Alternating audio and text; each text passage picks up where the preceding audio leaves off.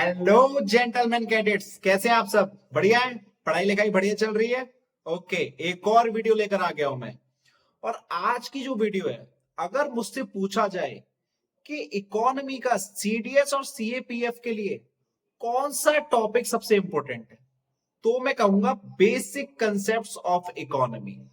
कहने के लिए तो ये बेसिक है, लेकिन इससे कितने सारे क्वेश्चंस आते हैं। देखो आप, ये तो कुछ भी नहीं है, नीचे देखो। और ये सारे सीडीएस सीएपीएफ इन्हीं के आपको दिख रहे होंगे अलग अलग सालों में। मतलब अगर देखा जाए पिछले 5 से 8 सालों में जिस टॉपिक से ज्यादातर क्वेश्चंस आए हैं और रिपीटेडली आए हैं, वो यही टॉपिक है। और ये तो कुछ भी नहीं है, कई क्वेश्चंस तो मैंने छोड़ दिए हैं, इससे भी ज्यादा है जो हम नेक्स्ट वीडियो में कवर करेंगे। तो इस बेसिक टॉपिक पर 2 वीडियो आएंगे। एक तो आज है, जिसमें हम पढ़ेंगे, सबसे पहले पढ़ेंगे मार्केट एंड इट्स मैकेनिज्म।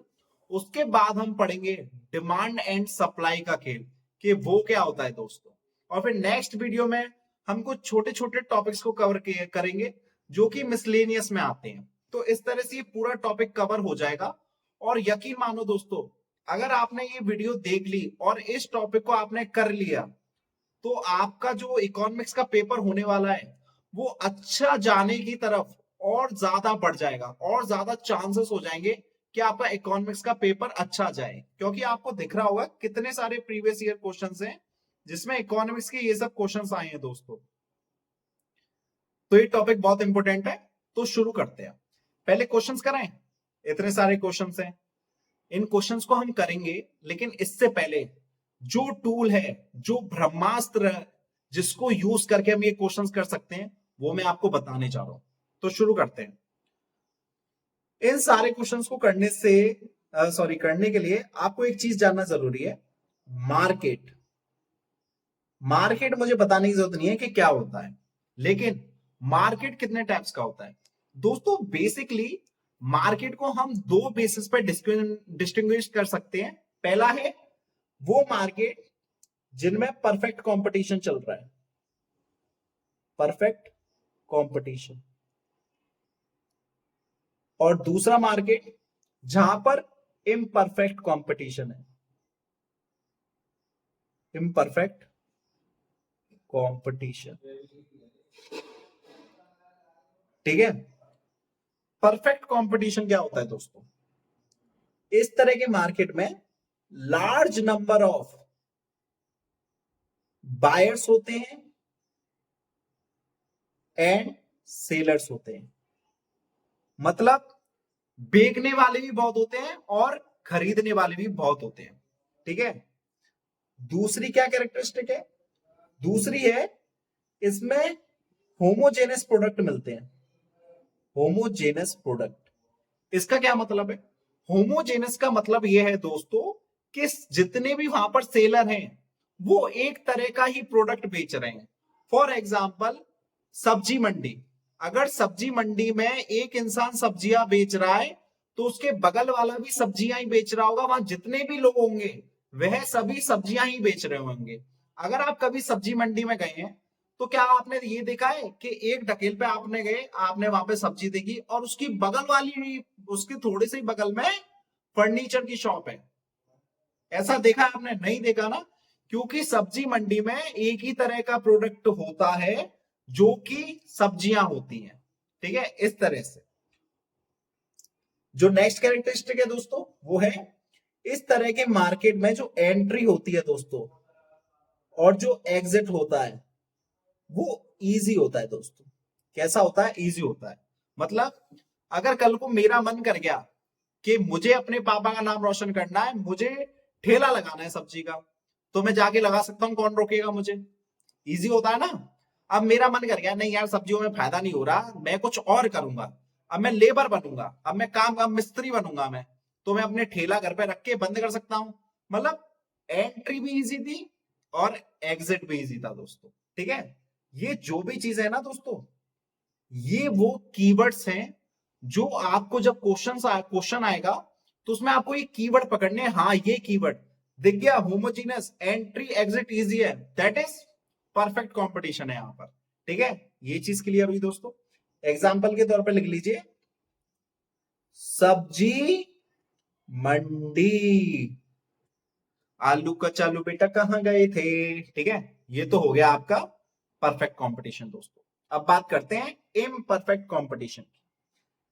इसकी जो पहली कैरेक्टरिस्टिक है वो है, सॉरी सॉरी सॉरी, माफ करना दोस्तों, इसमें उससे बढ़ने से पहले एक और चीज हमें देखनी है। इम्परफेक्ट कंपटीशन भी तीन तरह का होता है। पहला होता है मोनोपोली। कौन सी पोली? मोनोपोली। उसके बाद आता है मोनोपोलिस्टिक।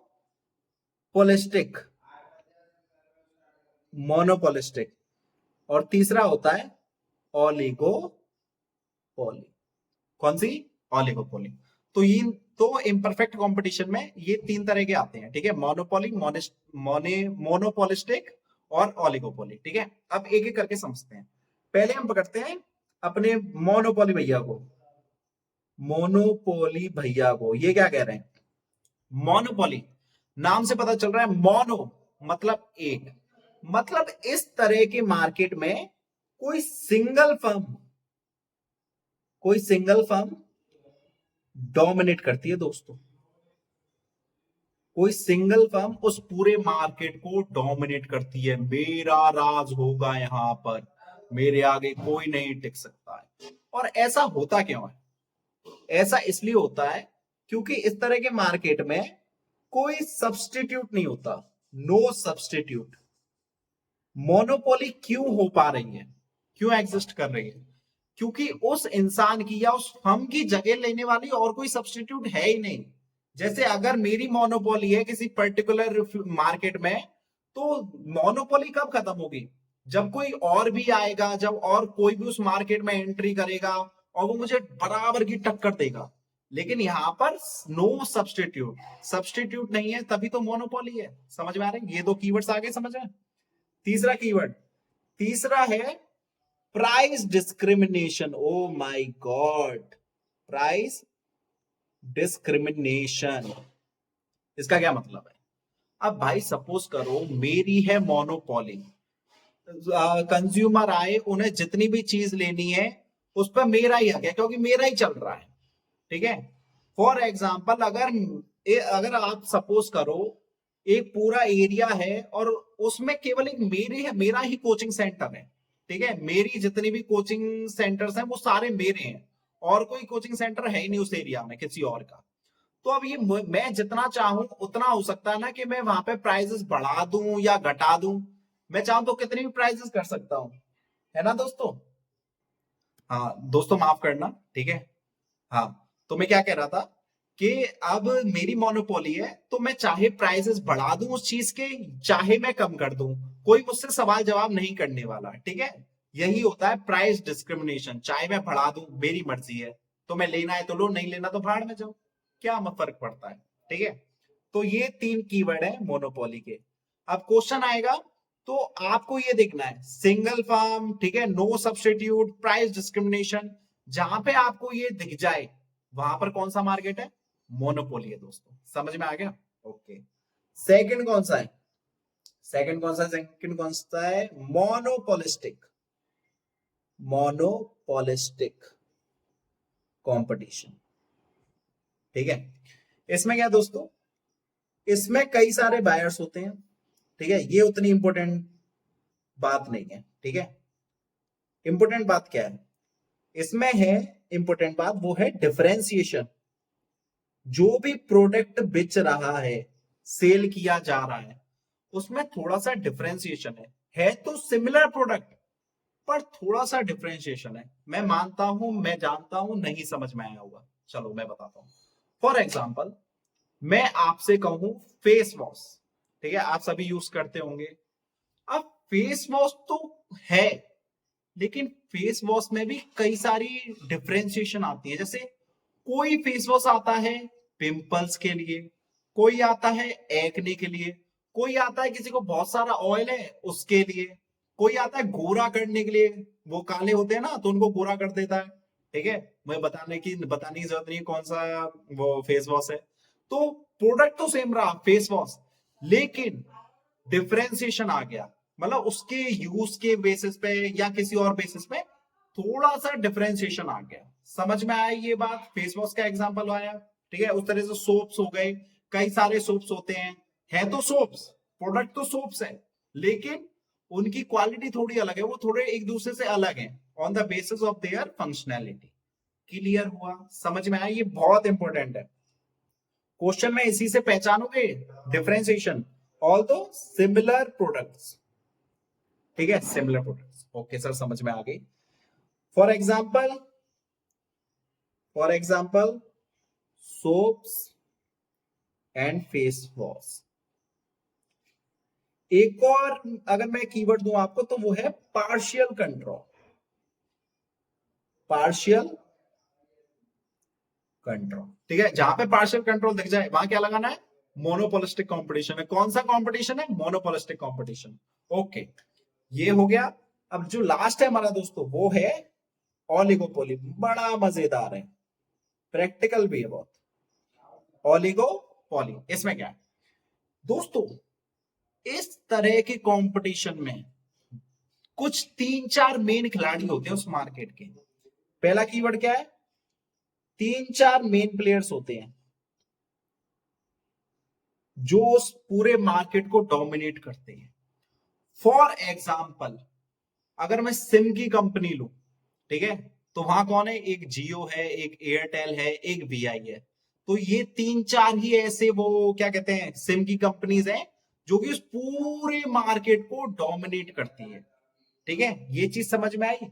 दूसरी चीज, इस तरह के कंपटीशन में एंट्री बैरियर होता है। क्या होता है दोस्तों? Entry barrier. मतलब अब कल को मेरा मन किया कि यार मुझे अपनी सिम खोलनी है, ठीक है, उलुलु सिम खोलनी है मुझे, क्या मैं खोल सकता हूं? नहीं खोल सकता ना। तो यहां पर एंट्री बैरियर होता है, आप इजीली इस मार्केट में एंटर नहीं कर सकते, ठीक है।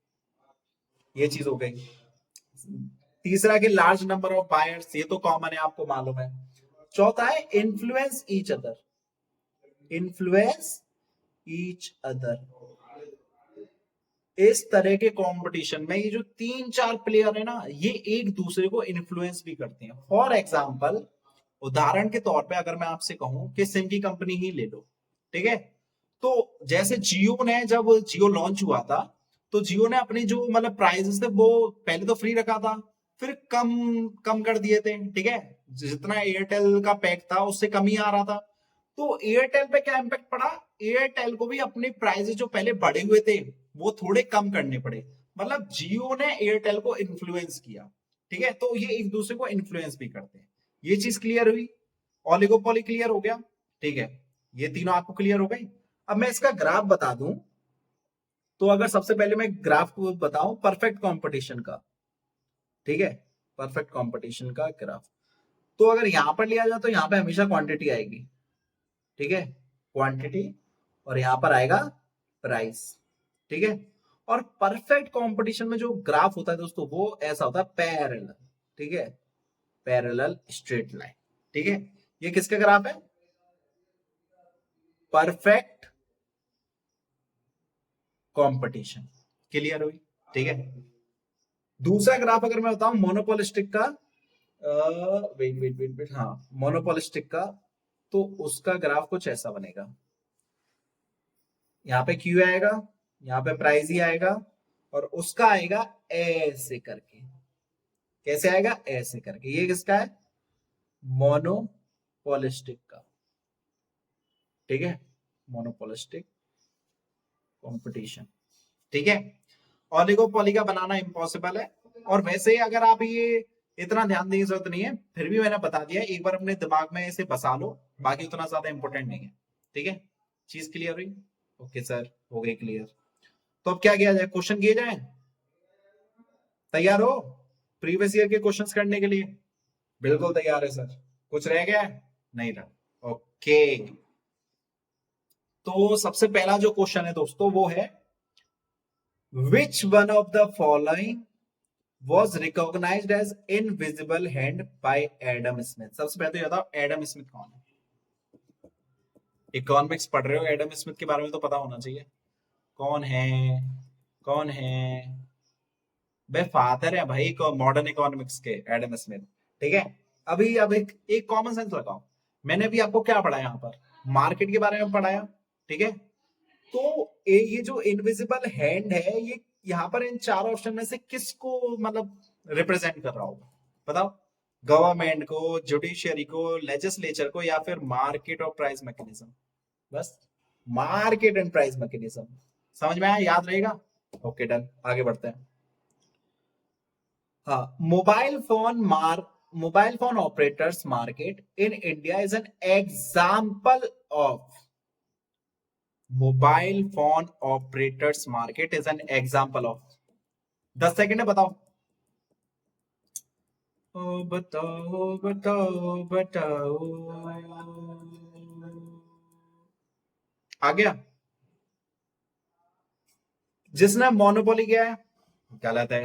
जिसने मोनोपोलिस्टिक किया है, गलत है। जिसने ओलिगोपोली किया है, वो सही है भाई, वो सही है। क्योंकि मोबाइल फोन ऑपरेटर्स में क्या है, कुछ मेन कंपनियां हैं, 3-4 मेन कंपनी, एप्पल और सैमसंग और शाओमी। तो ये 3-4 मेन कंपनियां हैं, ठीक है। लावा वगैरह भी हैं, तो ये 3-4 मेन कंपनियां हैं। तो मैंने क्या बताया था, ओलिगोपोली में 3-4 मेन प्लेयर्स होते हैं जो पूरे मार्केट को डोमिनेट करते हैं, ठीक है। तो यहां पर क्या हुआ, ओलिगोपोली। ऐसे क्वेश्चंस आएंगे, ठीक है। लिंक बिठाओ, लिंक बिठाओ, ठीक है। इसके बाद नेक्स्ट क्वेश्चन, अ मार्केट, एक ऐसा market in which there are large number of firms, homogeneous product। ये देखा मैंने क्या कहा था, कीवर्ड याद रखो, कीवर्ड जिसने याद रखा होगा उसने अब आगे पढ़ने की जरूरत ही नहीं पड़ी होगी। इनफाइनाइट इलास्टिसिटी और demand for an individual firm and no control over price by firms is termed as, बाकी सब फालतू चीज है। हमने पकड़ लिया कीवर्ड। कीवर्ड क्या है, होमोजेनियस प्रोडक्ट। होमोजेनियस किसमें था, किसमें था, परफेक्ट कंपटीशन में था। ग्रेट, आगे बढ़ते हैं।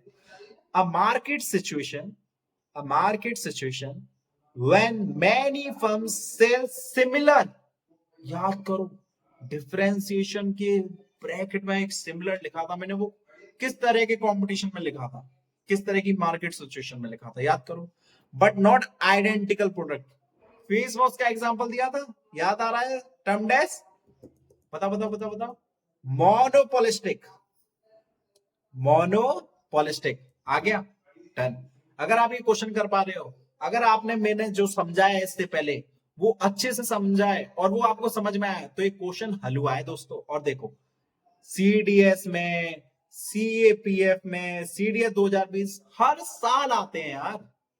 तुम छोड़ के आते हो क्योंकि तुम इकोनॉमिक्स नहीं पढ़ते। पूरी इकोनॉमिक्स करा दूंगा, पूरी इकोनॉमिक्स ऐसे ही पढ़ना है बस। इसके बाद अब मैच द फॉलोइंग आ गया, सीडीएस 2020 में आया, ये हल्के में मत लेना। परफेक्ट कंपटीशन इन चार में से कौन सा होता है दोस्तों। 10 सेकंड दे रहा हूं, मैच करो। जिसने मुझसे मैच कर दिया टॉफी भिजवाऊंगा उसके घर पे, टॉफी।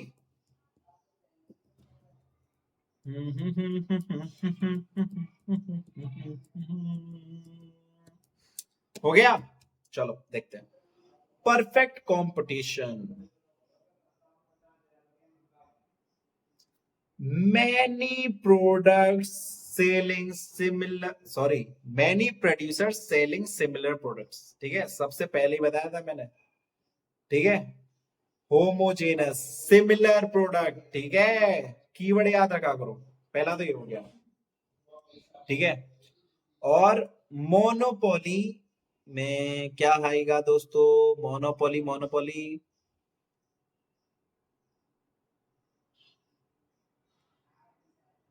Only one. मोनो का मतलब ओनली वन, ठीक है। ये चीज हो गई क्लियर।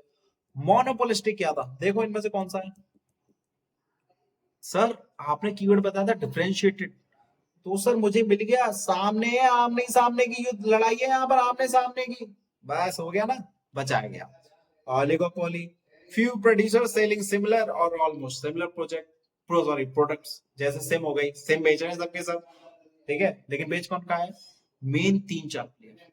समझ में आ गई, ओके डन सर। आगे बढ़ते हैं। A market in which there are large number of sellers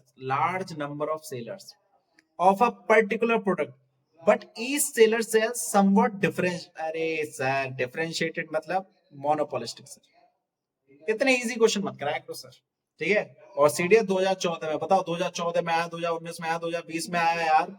और क्या लोगे, जान लोगे क्या बच्चों की।